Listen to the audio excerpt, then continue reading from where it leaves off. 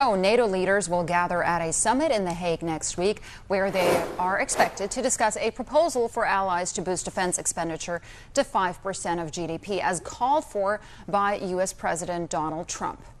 NATO Secretary General Mark Rutte has unveiled a plan which would break down the 5% target, with 3.5% on core military spending and the remainder on defense-related projects. Rutte initially set a 2032 deadline for the increase. However, this may be pushed back.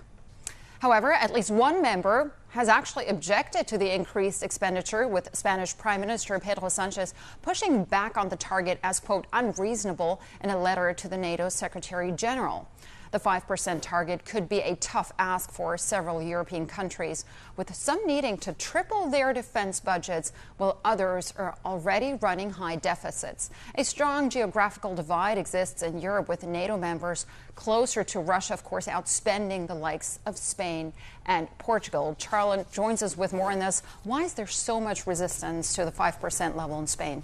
Well, you remember, Spain already is the worst spender in terms of NATO. They spent only 1.3% last year in defense of GDP. They announced back in April that they would actually reach the 2% target this year. So that was 4 years earlier than they had previously announced. So, you know, they have signaled some effort. But certainly this letter reportedly sent to Mark Rutte by the Prime Minister, talking about how the request of 5% target was unreasonable and counterproductive, said it was incompatible with our welfare state and our world vision. And I guess they kind of have that view that cutting that, bearing in mind that Spain comes out of many years of austerity, you know, that the economy is roaring, but there is an element of, they feel like cutting the welfare state is an open door to populism. So that's one of the worries that they have. There's a long history where we know, you know, they have a military dictatorship for many, many years, and that has left some cultural trauma to a certain extent. So spending on the military in Spain is not popular. Certainly for a politician, that will not win you any votes. So you have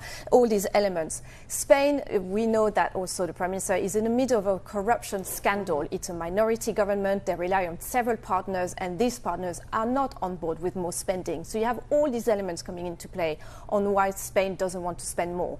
That might be difficult to play with some partners, because we know it's an economy that is doing very well. They grew more than 3% last year. The deficit is 2.8%. So from an economic point of view, they don't really have an excuse there in not wanting to spend more. How much pushback is Spain getting here from the eastern flank? Poland, for example, which is the biggest spender in the EU when it comes to defense spending. Yeah, well, certainly that will be a difficult conversation that they will have, because they can't expect those Baltic states and the eastern flank to kind of, they're already above that 5% target. So that would be a difficult conversation that they have within the bloc. And we know that Spain, for many years, have been a key player in NATO. There's several bases for the US and for NATO as well. But these elements are hearing that when they were saying that they don't want to take that extra responsibility, it is a legitimate right of every government to decide whether or not they are willing to make those sacrifices. As a sovereign ally, we choose not to. That might be a bit of a cold shower for the other allies that are choosing to. So the summit next week would be a very interesting one. Would love